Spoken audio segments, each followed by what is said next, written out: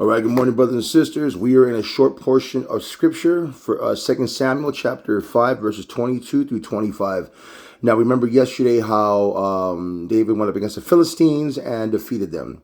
Now, once again, the Philistines got in battle array against King David and Israel in the valley of Rephaim, which is also known as the Valley of Giants. The Rephaites were giants. Okay, so as they had gotten together to go against David, they got a larger army, the Philistines. They got a larger army to come against David, and David was like, all right.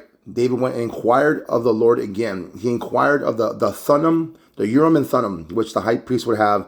And again, it's a black stone and a white stone. They would ask questions, kind of like reading bones back then, but that's how God allowed it to be, so that's how it worked. And God said, David was like, should I go up there? And God's like, nope, I want you to go around them by the mulberry trees, and I want you to wait. I want you to wait till you hear the sound of marching. Then I want you to go from behind them and advance and take them out. Now, here's what I love about this portion of scripture, is that the thoughts of God, man can't even fathom the thoughts of God. God's weakness is still stronger than the most strongest man's strength. God's there's in Corinthians that talks about God's strength and his knowledge, and it's just, I mean, it's amazing how the Lord used this portion of advice. His tactics were to confuse the Philistines. So they're used to David coming head on, and the Lord said, no, go around them, because the sound of the hooves behind the mulberry trees is going to confuse the Philistines. And it did. When they went around, and God gave us specifics, go around and by the mulberry trees, and when you hear marching on top of the trees, when you hear marching, I will go before you. The Spirit of God will go before the army of God and cause that confusion, a spirit of stupor. And it worked. And I love that, and it ministers to me, because when God does something in someone's life, he never does it the same way twice, or he rarely does, okay? He's always doing something different to test your faith. He's going to give you specific instructions that are going to sound extremely crazy, or in our mind, moronic, which it's not. It's from God. It's amazing.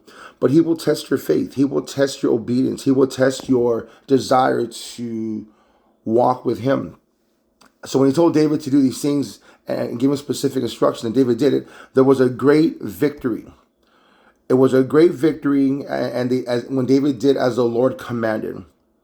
In verse 25, and David did so as the Lord commanded him, and he drove back the Philistines. Again, David inquired of God.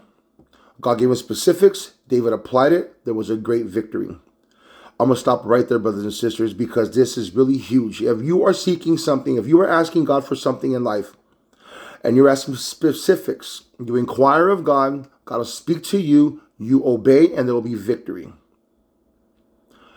Again, you inquire of God, he will speak to you, you obey, and there'll be victory.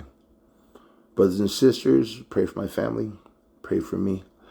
I'm praying for all of you. May the peace of God be with you. May the Lord bless you, and may you have a blessed Wednesday. Remember, choose wisdom over the world. God bless.